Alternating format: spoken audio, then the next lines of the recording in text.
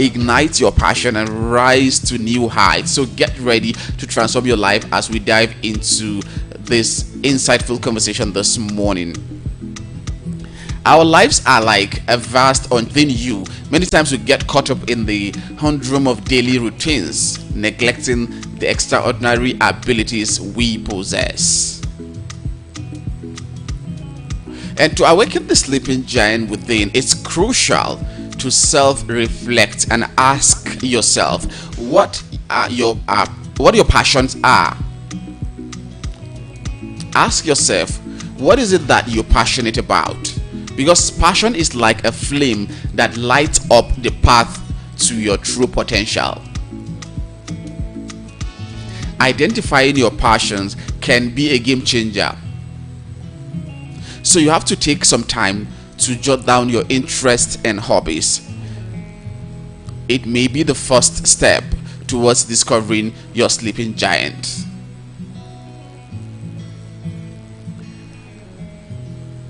Oftentimes, fear and doubt can be the shackles that keep our sleeping giant from awakening. Let's delve into how to overcome these barriers. Fear and doubts are natural emotions, but they can paralyze us if we let them take control. And to awaken the sleeping giant in you, you must face your fears head on and challenge your doubts. Challenge your doubts. Embrace discomfort and step outside your comfort zone. Try something new each day, no matter how small. Each tiny victory will build your confidence and help you awaken your inner strength. And don't forget that unlocking the potential within yourself requires discipline and determination. It requires discipline and determination. So self-discipline is the bridge between your dreams and reality. Without it, our potential remains dormant. Start with setting realistic goals and establishing a routine. Break down your goals into manageable tasks and consistently work towards them. Remember, discipline is a habit that requires practice.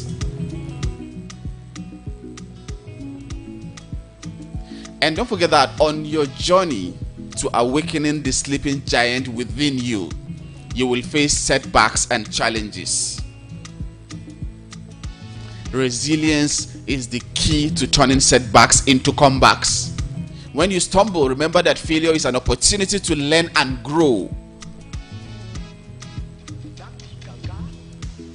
Surround yourself with a supportive network.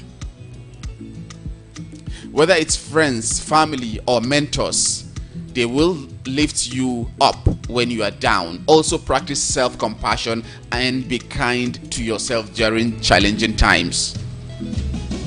Oftentimes people get to sit and dwell in their challenging times without thinking on how to get out of those situations. One thing that you should also know is that when you keep getting worried about your challenges, it continues to weigh you down and take away your happiness. If you have something to do to take care of yourself or to get out of the wood in terms of that challenge, just do it. Don't allow your worries, your challenges to take away the power of your happiness, because in that happiness, that is when you get the light and the solution to your problems.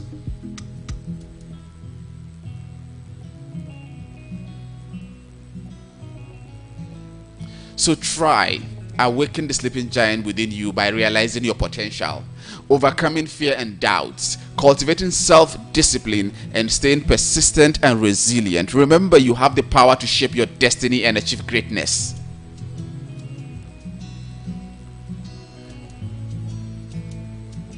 This is Voice of the People, and we want your voice to be heard. We want you to have a voice. We want you to speak up. Take back your power. there is potential in every one of us. It depends on what you do and how you begin your journey. Before we continue, I'm going to play a very, very inspiring piece for you to listen. Just relax and take a listen. Reflect on what you will listen, on what you've been listening, and see if you take action, how results will unleash over time. I'll be back soon.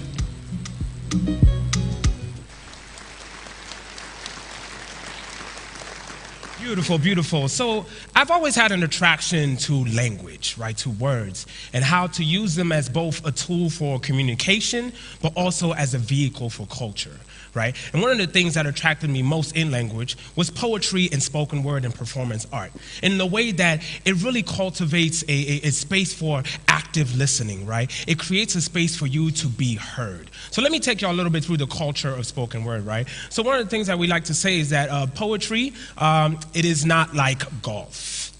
So like you don't have to wait till the poem is over and then go, good volley, good volley. No. You don't have to do that, right? It's an interactive thing, right? There's a constant energy exchange that is happening, right? So if you hear something that you like, you snap your fingers. Can everybody snap their fingers? Beautiful. Y'all sound like sexy rain. That's wonderful, right?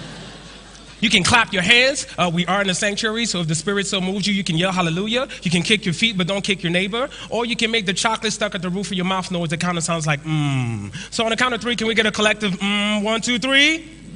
Wonderful. Y'all are beautiful, right? So there is that constant exchange, right? There is that thing of like the active listening that people are responding to you, right? That all of the energy that is going out into the audience is coming right back to you onto the stage and is fueling you, right? And so me going into poetry was not really something liked by my mother. So coming from where I'm from, I'm originally born in Cameroon, Central Africa, right? And so having a very traditional, very strict African mother, telling her that I'm dropping out of medical school to pursue creative writing and teaching and to do spoken word and poetry and art full time was not a thing for her. She pretty much disowned me. We didn't speak for almost 2 years, right? And for her, it was always a thing that, but how is poetry a profession? What can it do for you? How would it help you reach the sky? And I knew that a lot of that was her thinking about herself and all of the struggles and the things that she had to go through, right, to be successful. Because I know that ma mère, elle n'a jamais eu des ailes. My mama, she ain't never had no wings, but she could tap dance on hurricanes and played poker with death. She couldn't teach me how to be a good man, but she taught me how to be a good human being, how to stand up straight, walk tall, face forward, be proud of who you are, because ain't much God left in this world, but treat the world like there is still plenty God left in you. My mama, she ain't never had no wings, but she's always fought to soar in any atmosphere. You would think that she was Shiva, the way that she would juggle her 6 kids, 2 jobs, a home, the glory of her crown, the abusive scars of her ex-husband without ever skipping a beat. But strong women have a supernatural way of doing these things. She said that the secret to her strength was giving her jigsaw puzzle of her heart to God, the only being that's ever taken the time in appreciating all of her pieces. Ma mère, elle n'a jamais eu des ailes. My mama, she ain't never had no wings. But she's always had this global warming of a smile, told me to only love a woman who could melt the polar ice caps of your past. She sat me down one day, y'all, and said, now you better treat a woman like you would treat me, because if you don't, I'll be on the next plane to slap you back into this country. You, a Cameroonian man, would do not do those kinds of things. And then she continues. Beware of the tempting ballad of jazzy bells with tuba lifts, trombone legs, and a bass line that could turn any man into a crooked song. And make sure to not sleep with no one else's bones but your own. My mama, she ain't never had no wings. She said, if you try too hard to reach for the sun, you will only end up in flames. Do not be a handsome shadow of Icarus, son. Learn how to stay grounded, son. Teach trees about their roots and never give the world your tears, only smiles, gift wrapped in forgiveness, because mama said, y'all. Mama said that a hater is just a person with their heart all jumbled up because their self-worth and confidence is drowning in a sea of simulation that makes the oceans in their chest nothing but puddles of insecurities, because those who show you no love are usually the ones who need to see it the most. Ma mère, elle n'a jamais eu des ailes. My mama, she had never had wings, y'all. But man, if she could still fly, you know, she could care less about gravity. When she can bend space and time between her fingertips, she wears the fabric of the universe like her second skin, her first being her will to always survive, right? And so like my mama, shout out to moms. So shout out to moms. She's absolutely incredible, and you know, she finally did come around. When she saw that I was being successful, now I've become the director of poetry events for Busboys and Poets, and I run other youth programmings and touring and all this kind of stuff. She sees I'm able to take care of myself and my family. But it gets a little weird because now, like, you know, she tries to either be my manager or like she tries to like she pretty much like fangirls me. So like she will call me from wherever she is, oftentimes overseas, and she'd be like, hello, my son, how are you? When is your next poem going to be on the YouTube? I need to show everybody how fantastic my son is. Because of me, he got into poetry and he's successful. And I'm like, come on, Ma, come on, right? But I know a lot of her fears, right, came out of all of the pain and trauma and struggle that she went through, right, and wanted to be successful so that all of her children can also be successful, right? And this is the thing that I try to pass on to my own relationship with my own son, right? So I have a son. He's super fantastic. He's 9 years old. He actually turned 9 years old today. So he told me to make sure I tell everybody to get him gifts. And if I lie about it, he's going to see the video later on YouTube, and I'm not going to be able to get it back in the house. So please send him gifts, right? So, you know, but he's absolutely fantastic. And he was such a catalyst in my healing, alongside with poetry. And that's one of the things I always tell my students and people I do with workshops, that poetry can offer you such a space to create your own healing, right? And I remember specifically a conversation that I had with my son when he asked me, you know, wait, what did you want to be when you grew up, and da-da-da-da. And I was immediately shifted to a time in middle school when my English teacher at the time would ask me this very same daring question, right? And so, you know, she's going around asking, what does everybody want to be? I want to be a physician, a firefighter, a policeman, da-da-da-da. So they finally get to me, and I'm like, I want to grow up to become a cigarette. So people are looking at me like, all right, y'all, it's the foreign kid. He doesn't really speak English. Just let it go, guys. Just let it go, right? And I'm like, no, like I want to grow up to become a cigarette because it is the only thing that my father could never abandon. And for as long as I could remember, I had always felt like a man constantly in reverse, like the backwash of a dream, like karma's favorite crash test dummy, constantly begging someone for all the love that they'd already given me. So I had started drinking and being with women in order to fill up all of the potholes inside of my spirit. But drinking more absolute only made me more obsolete, as I treated having the bodies of people like mirrors to try and convince myself that I could be beautiful in the pleasures that I gave them. But when I was 13, that's when I first started building train tracks on my stomach, some on thighs and arms, to all the parts of me that I wish I could forget. But now all I'm left with is this vulgar smile, stitched to a sense of humor that often hides the boy with the skin of a scarecrow, because it's the only way that his corny heart can ward off all of the birds and the bees. You know, the only thing that my father ever passed me is this uncanny ability to hurt the people that we love the most. In a split second, I lost a woman that I thought I loved more than my third-degree scars. The very next year, at a random doctor's visit, I found out that I was alcohol intolerant, that I've drunk so much over the years that liquor has become poisonous to my blood, so my very next shot could have well been my last. You know, God, He has a funny sense of humor. He took away the two things that I harbored on the most to teach me of real love, and that women and liquor are not a cure to your loneliness. So what do you want to be when you grow up? I answered, I want to become a pediatrician, one that helps save and heal children, starting with the one within myself. But who would have known in the 15 years it took to write this poem that I would grow up to become a pediatrician, making a stethoscope out of a microphone, writing poems out like daily prescriptions, and turning the stage into a patient room for the healing of me to start within. Because when you are on the search for the divine inside of yourself, you're often led to the harsh realization that you've been more Rick James than First James, with built-in fire escapes inside of your bones. bones, for all the times that you wanted to run away from the blaze inside of yourself. But what kind of legacy would I pass on to my son?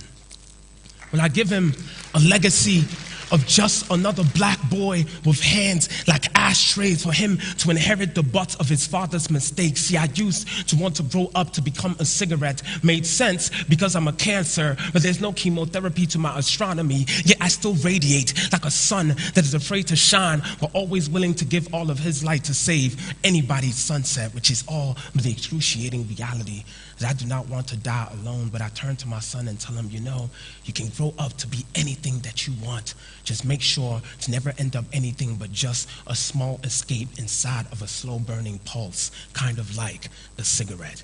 So, you know, shout out to my son.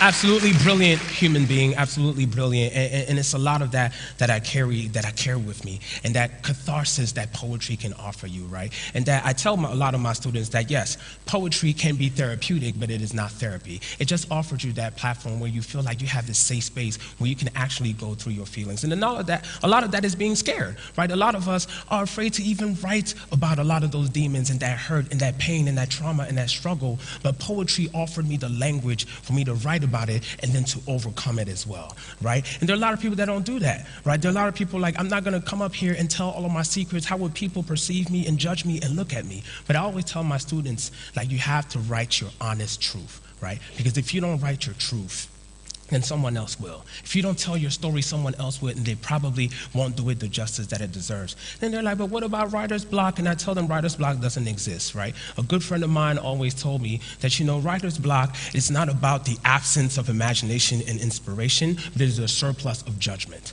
right? It is you telling yourself that what you're writing isn't good enough. But how can your story not be good enough, right? Because you start writing from here, then you edit here, right? You start here with what you feel and what is so true to you, and then you edit it out. And so now, as of late, I've been on this journey of writing a lot about home and being honest about the things about home that I experienced. Because for a long time, I always thought, well, why would people care about my stories from Cameroon, right? These things that most people would not even be able to relate to. But I truly had to unlearn that, right? And getting back to that intersectionality of language as a tool for communication and a vehicle for culture, right? But then thinking a lot about these stories that I want to write and the people I want to write it to and for are people who will probably never get to hear or really understand this because I'm writing it in a language that is not their own, right? English is only my fourth language, right? But I had to come to this point, right? I had to come to this point where if I want to tell these stories, I have to be honest about it. So I went back to the source. One of the things that always offered me the greatest imagination, whether it was back home or here,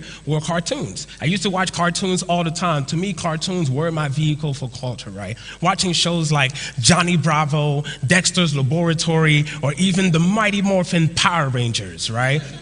And how they were some of the best English teachers a Francophone immigrant like me could ever have. Their curriculum was riddled in laughter, impossible exploits, and the daunting task of saving the world from the aliens. My accent was a Saturday morning cartoon. It often riddled others with laughter. Coiling into a language not its own was an impossible exploit. Still, I was trying to transform into something powerful enough to save everyone else from the alien. And the shame that came from being made to feel so different, that my accent, my culture, my breath was too unreal and did not deserve to be so animated. Adina beba, l'anglais lingana titi. On est n'amwenda di pabol, pas l'anglais. L'anglais n'est que ma quatrième langue. English is but my fourth language. It is the baby of the family, the one my mouth spoils, favored by default, who may one day be sold off by its siblings in hopes to never return because all of my other tongues have grown so jealous. In my country, we have over 200 dialects. That's over 200 ways to say love, to say family, to say I belong to something that does not want to kill me, that does not want to siphon the gold from my flesh or the stories from my bones. See, I was a house once, full of stories. One for this American dream, another for all of the miles of ocean and all of the gospels still walking in its murky bottom. The last is me, still trying to translate the catacomb accents of my parents' tongues when they would say, you have become so American now. What they would mean is, deport all of that tribe from your mouth. You talk like them now. You walk like them now. No more of that Yaoundé stuck in my teeth. Now everything tastes like the steps to unbirthing a country, which is to say, America sometimes has a way of killing everything that it comes from. How a passport can feel like a smooth step, damn sentence, and now I had to learn how to fold myself into a flag, stitch myself a newly striped name, a new set of stars. I passed through customs, but my tongue had to stay behind, which is to say, I remember when I was too black for Africans and too African for blacks, but all a meaningless story in America. My name was thick in chemically enhanced amendments. My name was wishing for a white picket flesh while living with Section 8 bones, which is to say that you can be a house, but sometimes this country has a way of reminding you that you are not a home, that you're only the debris, the aftermath, the constant reconstruction. But oh, America, I mean, show us your papers. I mean, who documented your dream? I mean, can the award-winning pizza in the US is now here in Nigeria. Ladies and gentlemen, I present to you Romeo, the pizza champions, and Coldberry ice cream. Delight in every school. Visit any of our outlets and feel the rich taste from the pizza champions and Coldberry ice cream. At number 4, Ogbomosho Street, Area 8, Geriki, Abuja, or 3rd Avenue, Gwarinpa, Abuja, or Federal Housing Estate, Phase 2, Lube, Abuja. Call 0908-831-5906 or 0908-831-5908 or 0909-238-9861. Check us out on Instagram and Twitter at romeospizza.ng. website www.romeospizza.ng. Romeo, the pizza champions.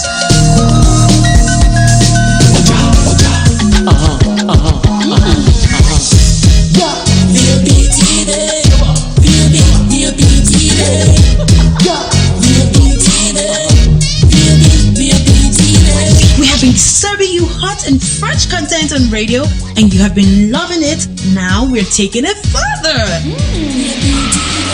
Catch us live on YouTube at BOP TV for all the juicy content you can't resist. Talk shows, exclusive interviews, news, lifestyle, and more. It's all about you. BOP TV, show up, speak up.